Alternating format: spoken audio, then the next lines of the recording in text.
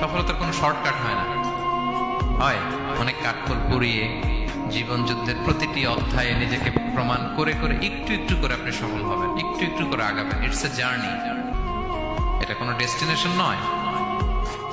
এবং সফল হওয়ার পথ পরিক্রমায় কোনো লিফট নেই, সিঁড়ি বেয়ে উপরে উঠতে হয়। কি বেয়ে?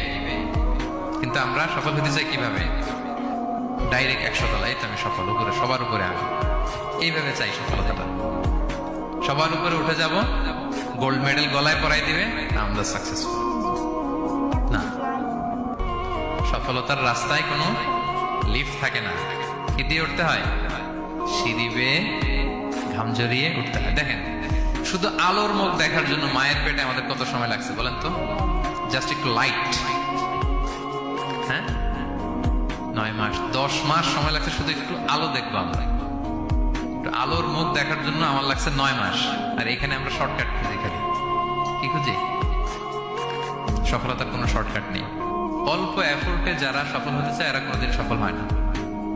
ইউসুফ আলাইহিস সালামের জীবনীটা একটু খেয়াল করেন, একটু একটু করে তিনি সামনের দিকে গিয়েছেন এবং সবশেষে ইজিপ্টের ফিনান্স মিনিস্টার হয়েছেন।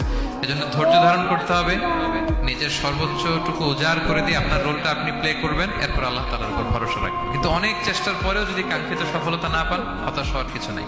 কারণ বিশ্বাসীর সফলতা শুধু দুনিয়াতে না, বিশ্বাসীদের সফলতা আখিরাত পর্যন্ত বিস্তৃত। ওইটা আসল সফলতা।